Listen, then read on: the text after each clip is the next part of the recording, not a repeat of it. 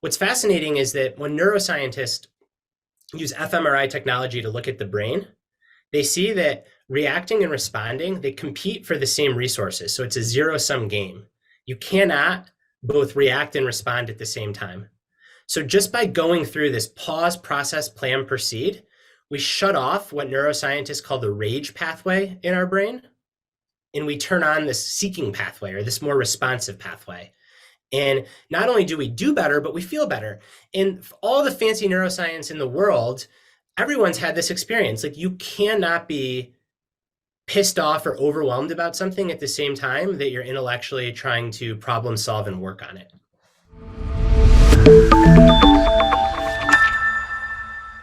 Welcome to Wealthion. I'm Wealthion founder Adam Taggart. Disruptive change is everywhere these days. The world is still recovering from the shockwaves unleashed by both the COVID pandemic and the war in Ukraine. New technologies like artificial intelligence threaten to upend our relationship with work, and financial markets have made wild swings over the past 2 years. Meanwhile, the risk of the economy falling into recession next year is concerningly high. How can we prevent ourselves from being victims of unpredictability in such an ever-changing world? To find out, we've got the good fortune to sit down today with national best-selling author Brad Stuhlberg to talk about the key insights from his brand new book, Master of Change: How to Excel When Everything is Changing. Brad, thanks so much for joining us today. Thanks so much for having me. It's great to be here. It's a real pleasure. Appreciate you taking time from all your busy activities from having launched this new book, which has just been out for just a couple of weeks so far. Longtime Wealthion viewers may recognize I'm in a different background here. I'm recording this from the road, so I appreciate your flexibility in making this happen while we both have a lot going on, a lot of change going on in our lives. So Brad, the topic of today's conversation is going to be change. And how do we not get overwhelmed by it, and maybe how can we even use it to our benefit going forward? Let's start with your new book.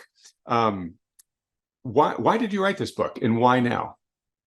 Yeah, I wrote this book because we are undergoing so many rapid changes. You mentioned them in the introduction to the podcast, so I don't have to retread those waters societally. But also in our individual lives, we go through constant cycles of order, disorder, and reorder of these disruption events. Examples can include marriage, divorce, having kids, kids leaving the house, starting a new schooling program, graduating, promotions, layoffs, big successes, hard defeats and failures. So we think that change is the exception, when in fact it's the rule. And the kernel of the idea for this book, it was mid 2021, I guess early 2021. We've been living with the pandemic for the better part of a year. And I remember being in my kitchen on my wife's iPad reading the headlines of the day. And it didn't matter if the publication was right, left, or straight down the center. Everything was written in the spirit of, when are things going to get back to normal? And something about that just rubbed me the wrong way. I didn't know what at the time, but there was something about that framing of back to normal that just didn't make sense. And that kickstarted an intellectual exploration of change, of why we resist it, why we try to avoid it, why we try to get back to normal, and ideally trying to uncover some evidence-based tools to help us navigate uncertainty. So I'd say it's a long-winded answer to your question, a whole lot of rapid and accelerating societal, macroeconomic, geopolitical change, and then also just the personal changes that we all go through, myself in middle age included. Like, life is very stable in many ways when you're growing up, and then you hit middle age and there's just all this change. And I felt personally like I didn't have a toolkit, and I went out and I tried to find one and I couldn't. So as an author, you write the book that you need and you write the book that you think other people need. And it was a nice Venn diagram on this topic. All right. Well, we live in an age where, in many ways, people feel more overwhelmed than perhaps they have in, any other generation, at least in recent memory. And we've got high rates of depression and substance abuse and burnout and, quiet quitting. And I mean, all these terms that we now have as a society for people that are, getting to this point of just sort of saying like, I just can't do it anymore. Right. So clearly it seems like a book that's coming at an appropriate time. And I want to connect this as well to some previous discussions that we've had on this channel, probably even most directly the work of demographer Neil Howe and his concept of the fourth turning, Yep. which I'm is a super period familiar with that. of intense change. Right. Yep.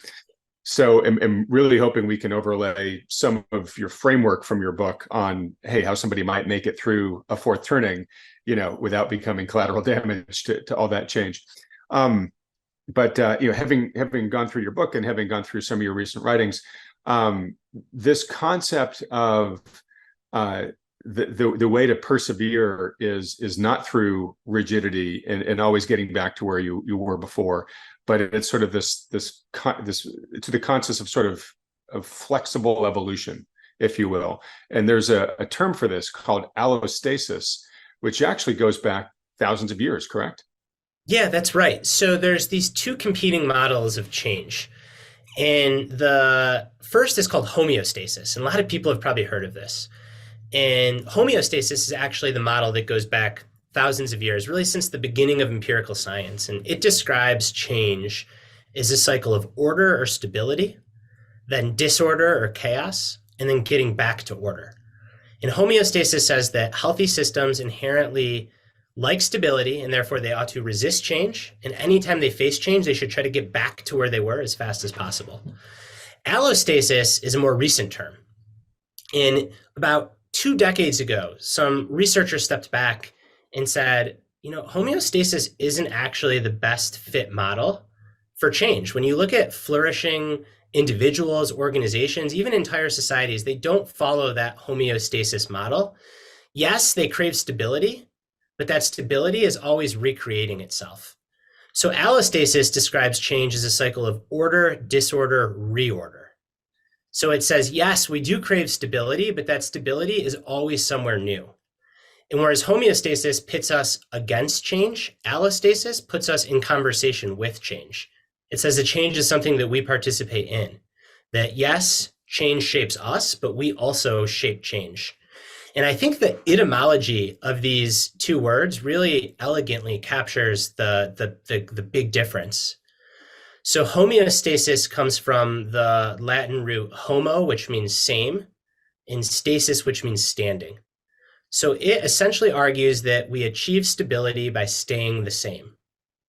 Allostasis comes from the Latin root allo, which means change or variable, and then stasis, which means standing. So it argues that we achieve stability through change. And it has this beautiful double meaning, which is, yes, we can be stable through change. And the way to be stable through change is by changing, at least to some extent. So again, homeostasis pits us against change. Allostasis says, enter the river of change and participate in it. And that is your best chance at stability.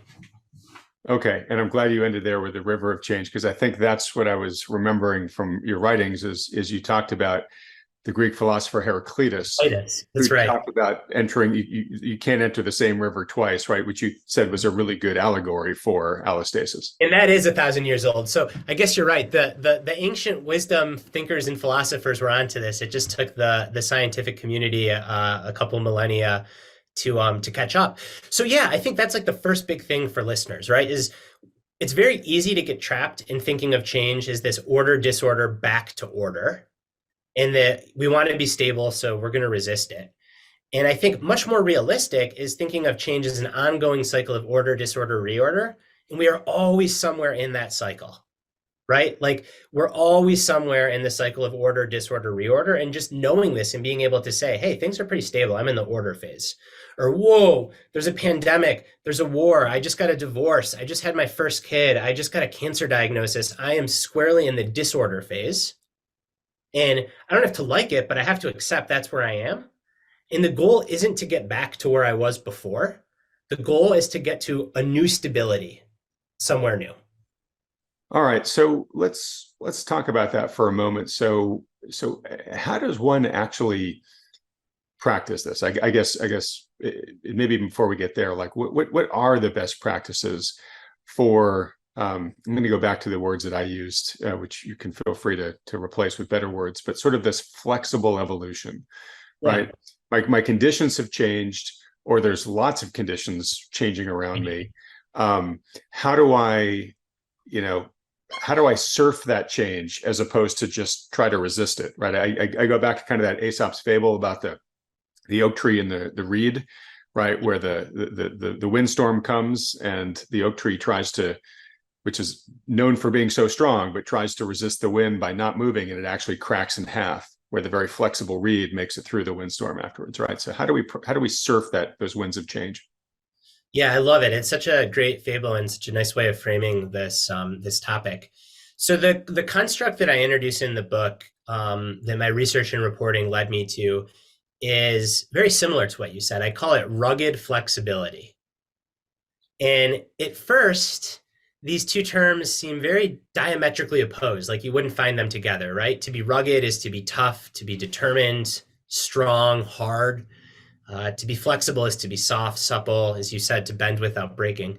Yet, in my research and reporting on individuals and organizations that were able to navigate change and uncertainty really well, they weren't rugged or flexible, they were rugged and flexible. So you marry these two qualities and you get this gritty endurance and anti-fragility that can really help you evolve through change.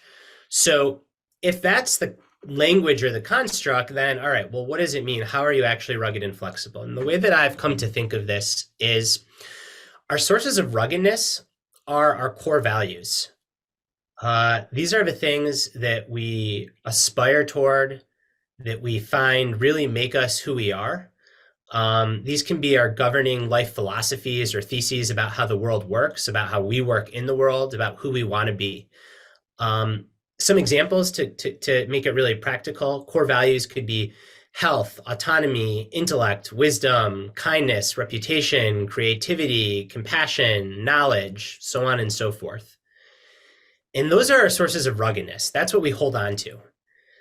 Flexibility means applying those very differently over the course of our life to meet the moment as things change.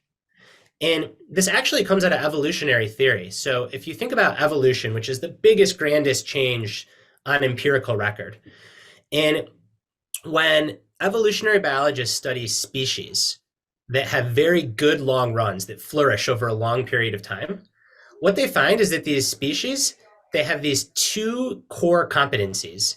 On the one hand, they have central features, which are these things that do not change. These are like the sources of ruggedness. If these things changed, the species would no longer be recognizable. It wouldn't be what it is. But then outside of those central features, they're extremely adaptable and flexible on everything else. And they're even flexible on how they apply those central features. So I think the first thing is identify what are the core values of myself as an individual, of my family unit, of my organization. If I'm an investor, like what are my core values of investing? Know those really well, and then use those to help navigate uncertainty and the unknown when there's change, and say, well, how do I now take these core values and apply them to the situation at hand, whatever it may be? That's great. I've done some work in sort of the science of, you know, finding your right career and whatnot. Written a few little books about this, and what you're saying makes me think of a similar framework there, which is what you're saying here is you want to get really clear on what your core values are, right? And that I would say that's identifying the points on your compass, right? Having a true north, knowing where north, south, east, and west is, right? That those are the things that don't change. The flexibility is using the compass to read and navigate the map or the terrain that you're in, right? Exactly. And what's so nice is once you have that compass, it's still scary and discombobulating going into disorder. Like no one likes that disorder phase. But if you have a compass in your pocket, it's like, there's some ground that you can stand on. And that goes such a long way to help you feel secure and stable throughout change. All right. So I'm curious, in your study of writing the book and studying change, where should people be placing the majority of their focus in terms of trying to, get their compass together and then figuring out, how to react in real time to changes that's going on. And by that, I mean sort of the macro and the micro, right? Mhm. We get a lot of big things that are going on right now and things that may come in the future. And I, mentioned a few of them, right? And we may go into a recession next year, right? AI might end up totally disrupting, the whole labor market. Those are the very macro things, right? And then the micro things are sort of, a lot of the things happening in our own personal lives, like you mentioned, oh, we've got a sickness in the family. Oh, we've got a new birth or a promotion or just whatever, just unexpected change, disruption, right? Is there,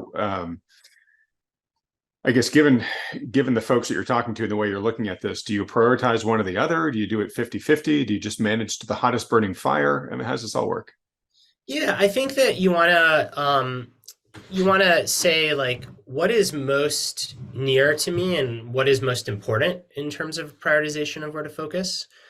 And then also like what can you control and what can't you control? And I think a trap that so many people, myself included, sometimes fall into is we spend a lot of time on things that we can't control. And we're not actually even working on taking productive action or solving a problem. We're just worrying and thinking about the thing instead of going to the areas where we actually have a pretty strong locus of control. Got it. And And sorry to interrupt, but this is the part of the book where you say respond, not react, right? that's right, exactly. Yeah. And when we have a strong locus of control, we can actually influence the situation quite a bit more. Um, and that's right. I talk about the difference between responding and reacting, which I think is so important for any kind of change. Reacting is very emotionally, instinctively hot. It's when we snap. If you ever snapped on a significant other, friend, or kid, that's reacting. It doesn't feel good after. Like no one ever is proud of themselves because they Right. reacted. Whereas when we respond, we're thoughtful, we're deliberate, we're discerning. And even if we don't necessarily make the decision that in hindsight was right, when we're responsive to a situation, we tend to sleep well at night. We can be proud of ourselves. And I have a framework for this because every book like this needs at least one framework. And I think this is really useful. When we react, we follow the path of the two P's. So something happens, there's a change, there's uncertainty, and we panic and then we pummel ahead. We often regret it. When we respond, we follow the path of the four P's. So we pause and we gather ourselves and we realize that, like, whoa, I am thrown out of order. I'm now entering disorder. We process what's happening. Research shows that simply naming the emotion that you're feeling helps create some space between you and it. Mm-hmm. In that space, as so many wise philosophers have said, lies our freedom to do something about it. So we process what's happening. Then we make a plan. We step back and we say, what are my skills, capabilities, resources? What can I control from what can't I? And only then do we proceed. And what's fascinating is that when neuroscientists use fMRI technology to look at the brain, they see that reacting and responding, they compete for the same resources. So it's a zero-sum game. You cannot both react and respond at the same time. So just by going through this pause, process, plan, proceed, we shut off what neuroscientists call the rage pathway in our brain, and we turn on this seeking pathway or this more responsive pathway. And not only do we do better, but we feel better. And all the fancy neuroscience in the world, everyone's had this experience. Like you cannot be pissed off or overwhelmed about something at the same time that you're intellectually trying to problem solve and work on it. That's super fascinating. And it goes right to something we've talked about in this channel an awful lot, which is why you should never make investing decisions from an emotionally charged state. Yeah. Because to your point, I mean, you said you can only send one signal through the neural circuitry, right? You can send the panic signal, or you can send the sort of pragmatic action signal. And if you're just making decisions from the panic side of things or the emotionally charged side of things, yeah, much more likely you're going to be making bad decisions in the short term that are going to hurt you in the long run. That's right. And you can think of an investing decision often as just navigating uncertainty. Like you're making, I mean, you're the pro, not me, but my understanding is like you're making probabilistic decisions. And so much about change and navigating uncertainty is making probabilistic decisions. Like we never know what the sure thing is or what the right path forward is. But if we can be in a more responsive, pragmatic state, we do a better job of gauging probabilities, coming back to our core values, or in your case, your investment thesis, and then actually making a decision that aligns with that instead of a very emotionally reactive one. All right. Yeah, there's something else that you talk a lot about in the book that I think is worth really just digging into for folks. And I want to mention to folks too that this is a channel of wealth building. Yep. You're from a family of financial advisors, so you actually, yeah, I want to sort of walk with you in terms of how we can take some of your learnings from this book and apply it to the world of investing, or at least wealth building. But you talk about the importance of meaning. And let me tell you why I see that as so important to the path of wealth building. And then you can, either support that or refute that in your answer, which is, everything's probabilistic, like you said, right? There are no guarantees, right? So, I talk a lot about when they interview people who live to be over 100 about what really matters in life. They always say the same three things. Mm-hmm. They say it's quality of the relationships. It's always number one. Number two is living with purpose or having meaning. Like my life mattered in some way, right? I felt like my days were well spent. The third is health. No surprise. You can't live to 100 if you don't have good health, right? But it's those three things, and meaning is one of the big three, right? And in life, there's no guarantee that if you do all the right things, the money is going to follow the way you would love for it to, right? But if you wake up in the morning and you're energized by what you're going to be spending your day doing, and at the end of the day, you feel like it was a day well spent, you made the kind of contribution to the world that you wanted to make. In many ways, that's winning life, right? So it's a very important mindset to keep in mind, as you invest your time and your energies going forward, from sort of a do I feel like I lived a rich life standpoint. Now, for surfing change, why is meaning so important? Ooh, yeah. So meaning is so important because there's just gobs and gobs of research that shows that if we can derive meaning out of challenge and struggle and pain and uncertainty and integrate that into our own personal narratives is a way that we've learned something or that we've grown, that is associated with long-term life satisfaction, well-being, and flourishing. Now, it doesn't mean that all changes have to be meaningful, and it doesn't mean that that meaning has to occur right away. Um, Grief, loss, a layoff, a significant and unexpected loss of wealth.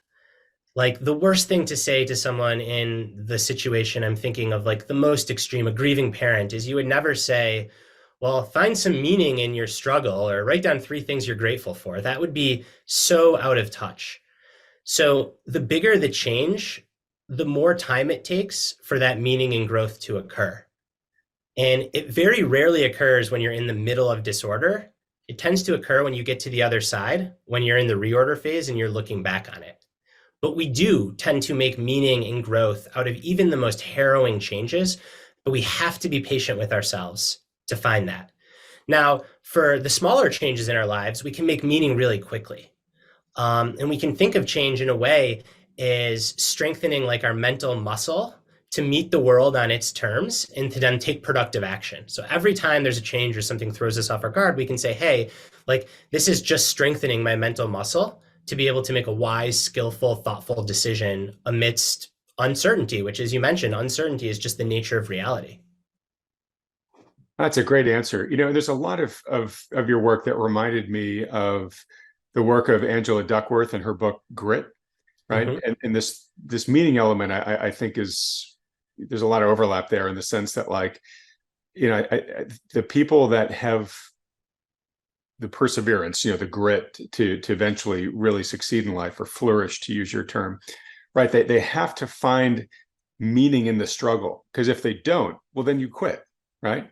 Right. You just get totally dispirited and say, screw this, it's too much, or I'm wasting my time, or whatever, and then your likelihood of actually ever achieving the goal, obviously plummets, right? So I guess I really can see how, cultivating a sense of meaning, or at least focusing on where the meaning is in adversity and in change, is a real success factor to getting through it well. That's right. In a global sense of meaning, it doesn't mean that day to day everything has to be meaningful. There are days when things don't feel meaningful. And that's okay. Like, it's not okay if that's your everyday, then you ought to seek help from a therapist and maybe be evaluated for depression and get help. So I don't want to minimize that, but not every day do I wake up filled with meaning and vigor. Some days I just kind of go through the motions. And I Right. think it's Sorry to interrupt, realize but I just want to do keep that. in your answer. Yeah. This is sort of why they talk about the importance of the why, which is another form of meaning, right? Which is like, that's what keeps you going, even when on the day-to-day basis, you can't necessarily always see the finish line, or it just sucks. You're just having setback after setback. Yeah. Yeah. Yeah, and just kind of knowing that, like, all right, like I can get through this period of meaninglessness, and the meaning will come back to me. I just need to keep showing up and acting on my core values. I find that core values are so much more tangible because things like purpose or meaning, when they're there and you feel them, it's great. But when it's not, it's kind of hard to force it. Like, if you're having a really crappy day, you can't like contrive yourself into feeling really good about your why or your meaning. You can just feel crappy. But if you have your core values, and your core values are health, relationships, wealth, you name it, you can still show up and say, even though I feel like crap, these are my values. I'm going to just start to take action on these values and give my mood a chance to turn around. I think there's one other thing that has a really beautiful parallel to wealth building and investing, and it's very much related to meaning and rugged flexibility as we go through change. And that is this idea of diversifying your sense of identity. Hmm. So I want to start by telling the story of Niels van der Poel, who is a world record holding double gold medal Olympic long course speed skater. So in the 2022 games, the most recent Winter Olympics, he won gold in the 10K and the 5K. But prior to the Olympics, he was underperforming quite a bit. And he stepped back and he asked himself, well, why am I underperforming? And he identified fear. And then he stepped back and he said, well, why do I have all this fear? Why is this fear holding me back? And what he found was that his entire identity was fused with being a speed skater. There was no Niels van der Poel outside of Niels van der Poel, the speed skater. And that was a lot of pressure for him to carry, especially knowing that in his sport, people get injured, people age out of peak performance, people take one misstep once every 4 years, and that's your moment. So there's all kinds of change. Right. So, like, if I'm no longer a champion speed skater, who am Who I? am I? Yeah. What am I? Who am I? I have nothing. Yet he knew that at some point he wasn't going to be. Mhm. So in the lead up to the 2022 games, he did something that was unheard of for a world class athlete of that caliber. And he took a normal weekend.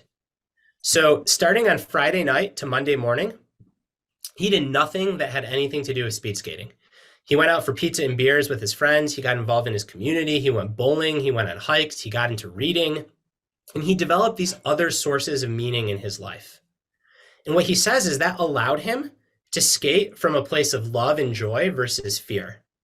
Because he knew that even if things didn't go well in speed skating, there was still a Niels van der Poel outside of it. He had other sources of identity.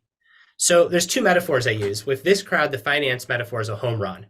You have a diversified portfolio. Why? Because if all your holdings are in one asset and that asset tanks, you're screwed. But if you have some diversification, you can lean on those other assets to carry you through. Yet with our identity, we often double down and just think of ourselves in one way. Right. And if that one thing changes, we're kind of screwed.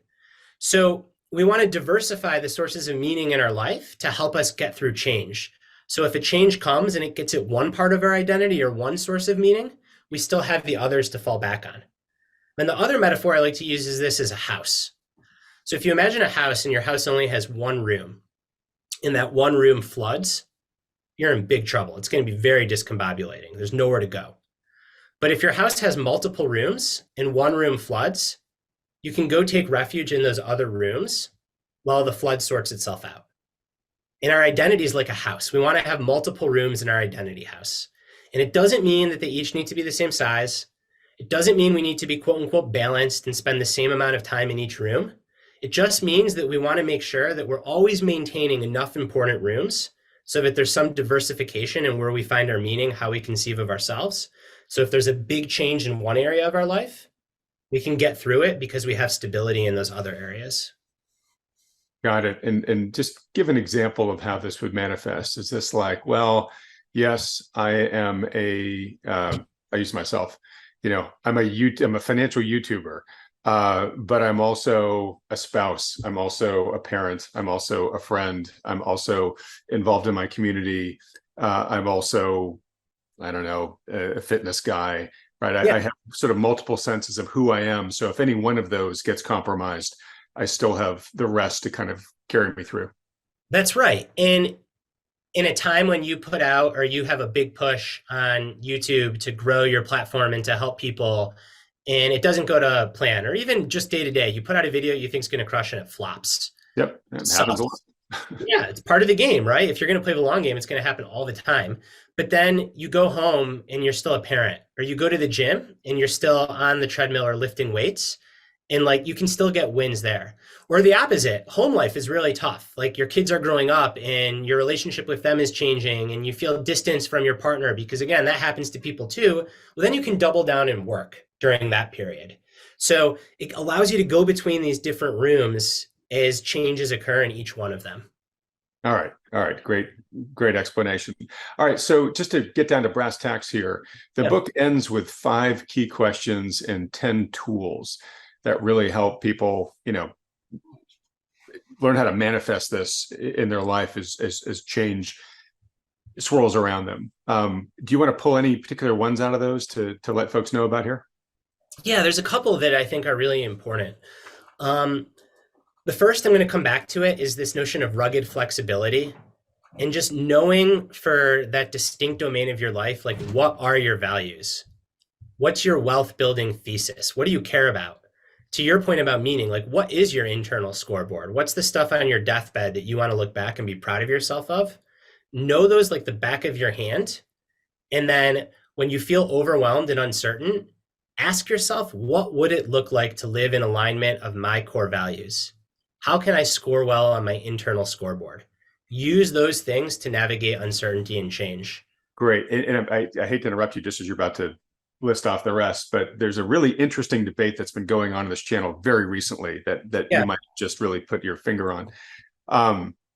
So bonds have never had at least U.S. Treasuries have never had 3 consecutive down years in history since record keeping back to like the 1700s, right? This year, it looks like they're going to, right? There have been a lot of people this year who have been saying bonds are really undervalued. And when the Fed pivots and changes policy, the long-term U.S. Treasury bonds should do really well because as interest rates come down, bond prices should go up. So we've had some people on this channel recently who have said, hey, look, I'm taking the long game here. There's all these reasons why the bond market should and will eventually come back. And even though bond prices keep coming down right now, Treasury bond prices keep coming down right now, I'm increasing my exposure to this asset class because, I believe in both the scope of history, but also the macro fundamentals all suggest that this is likely going to, do well in the future.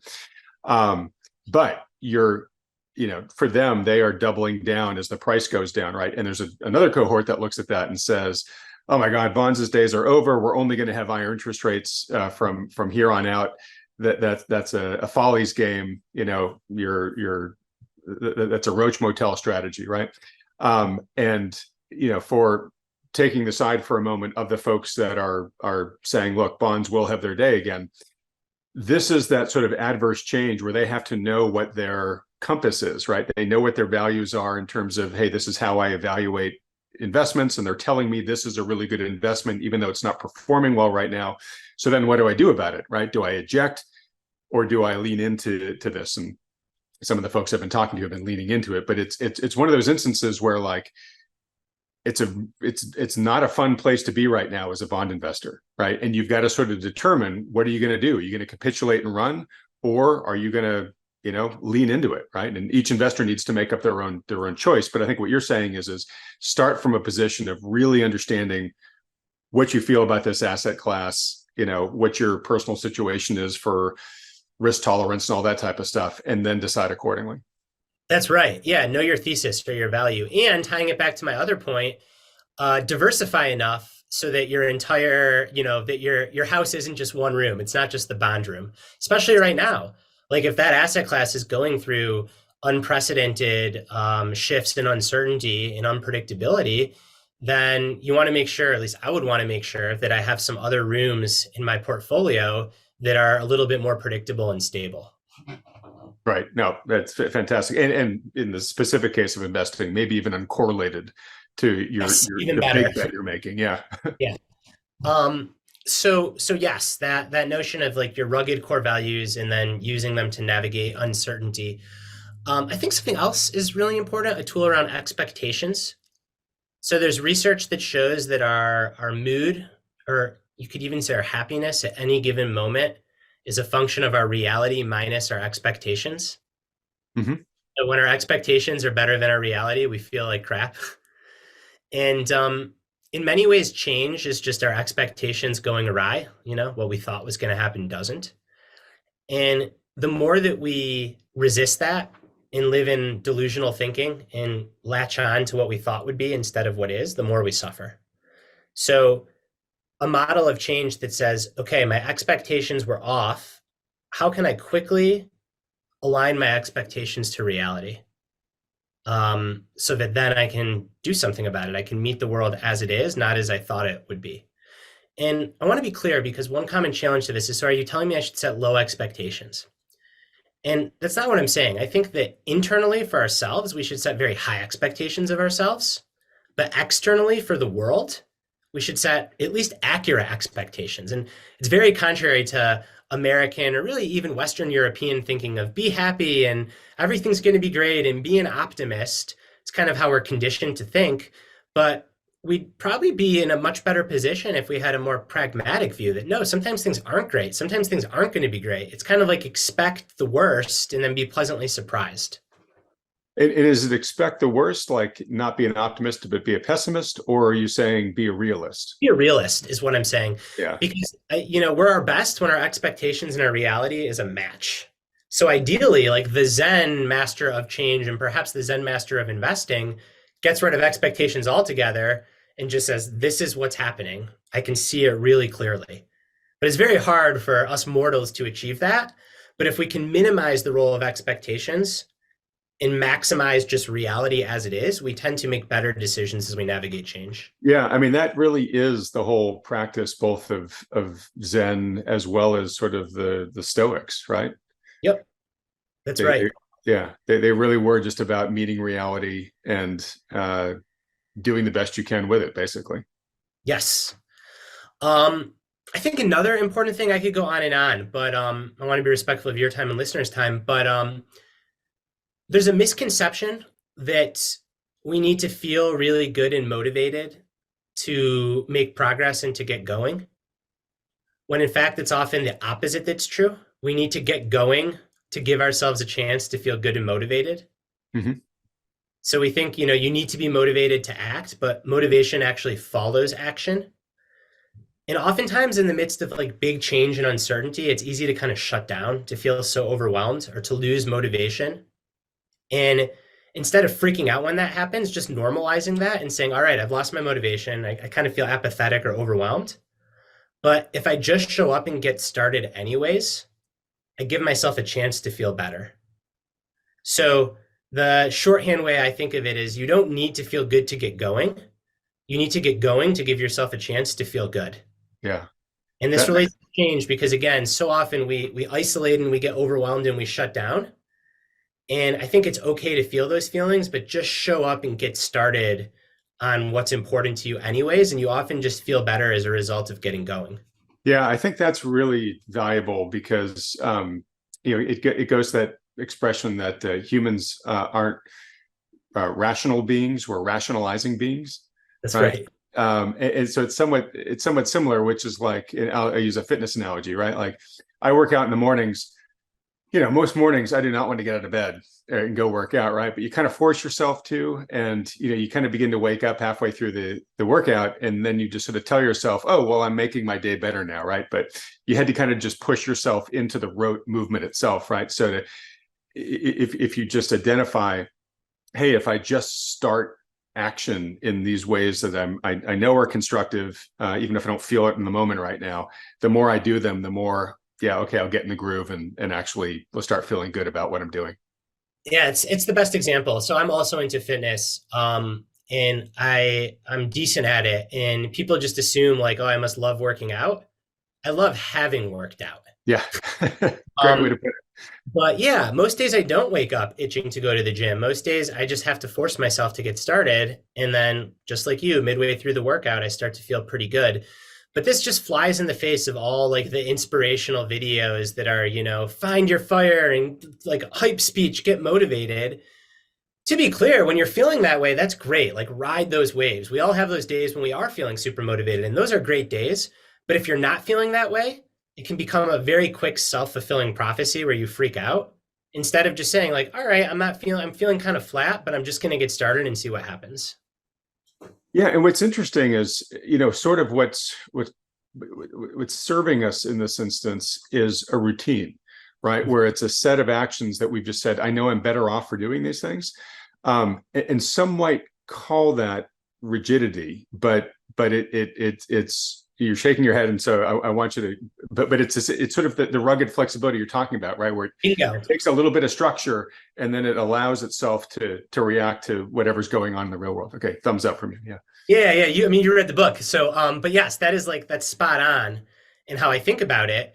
Like the routine is the sense of ruggedness. And if you can have that predictability or that stability in your life, your brain really likes that. And by having that routine, it primes you to go meet the rest of the day and to go tackle all the unknowns. So the markets can be swirling out of control. Your teenager can be starting to drive for the first time. The weather outside could be, the climate could be warming, all these things that are real challenging changes. And I still wake up and I go to the gym, or I still garden or go to church on Sundays.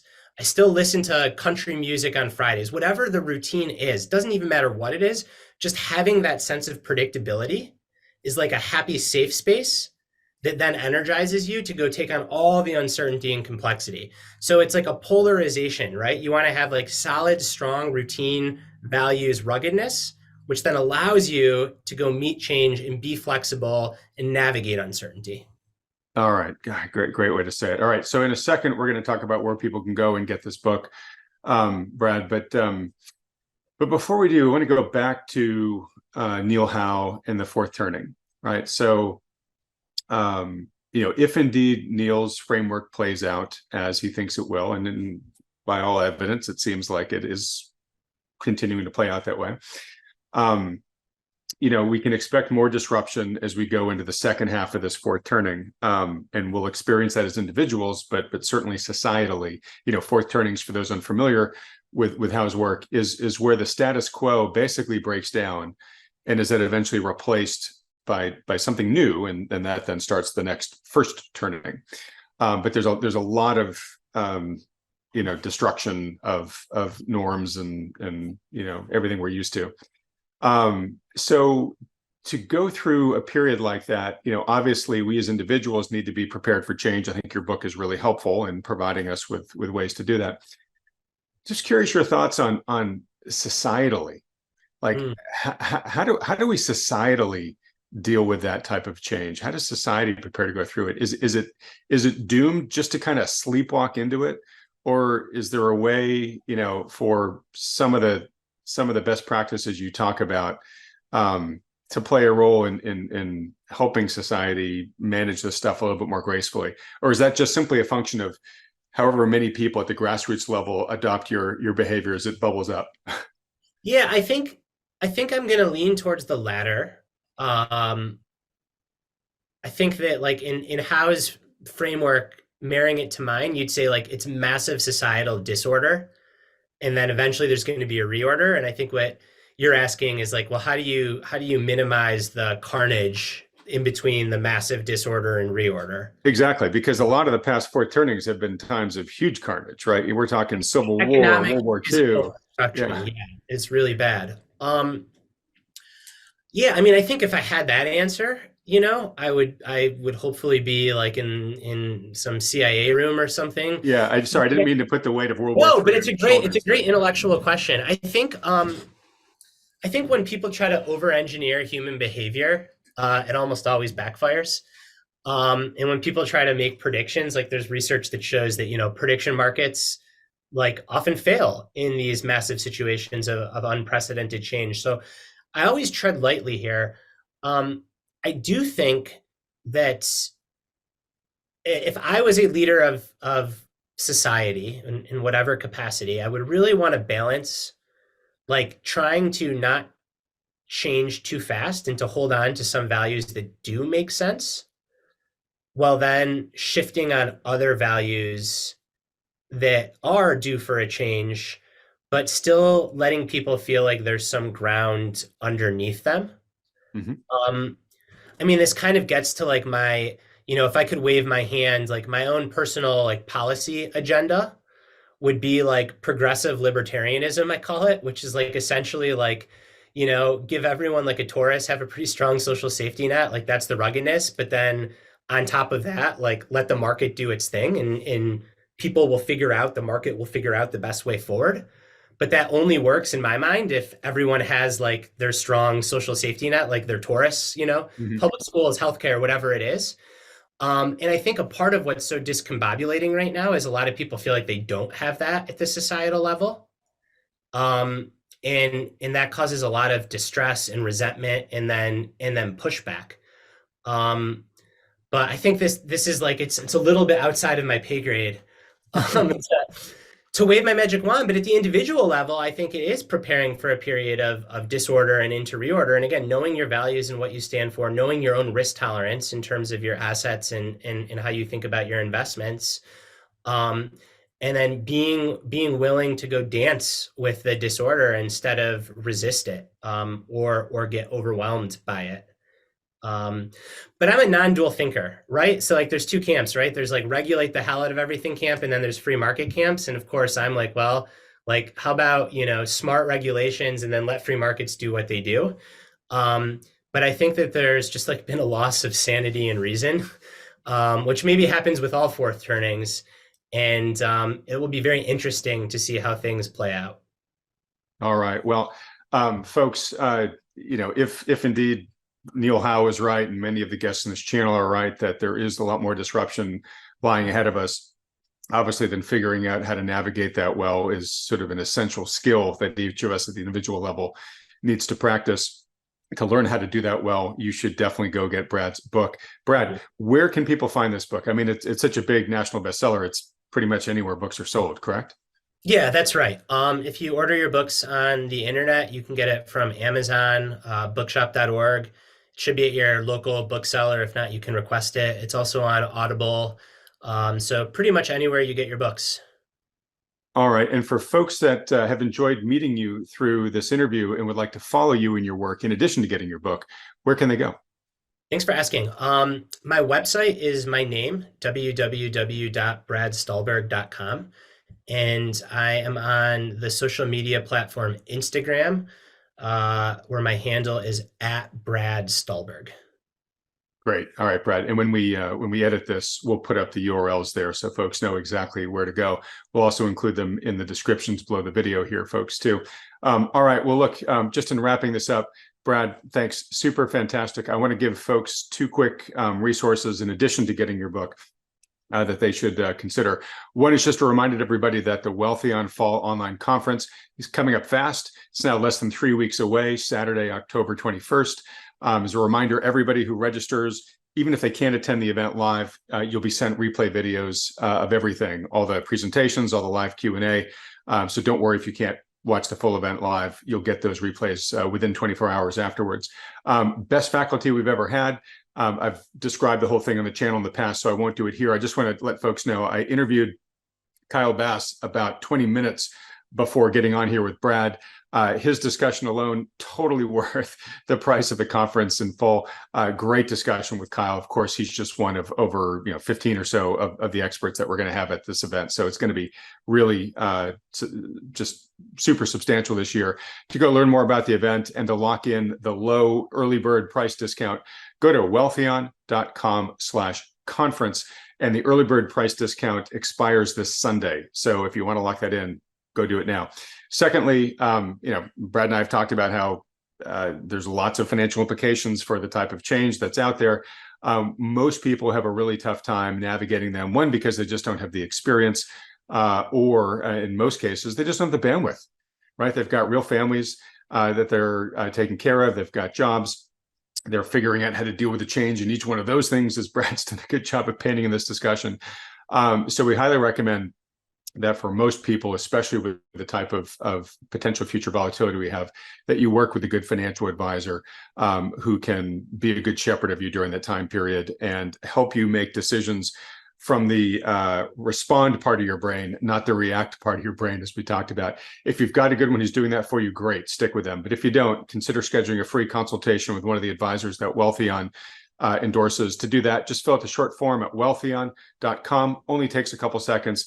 These consultations are totally free. No commitment to work with these guys. Just a free public service they offer to help as many people as possible position as prudently as possible today in advance of what might be coming. If you've enjoyed this conversation with Brad, would like to see him come back on the channel and want to wish him well with the sales of his new book, please cast your vote in support of that by hitting the like button, then clicking on the red subscribe button below, as well as that little bell icon right next to it.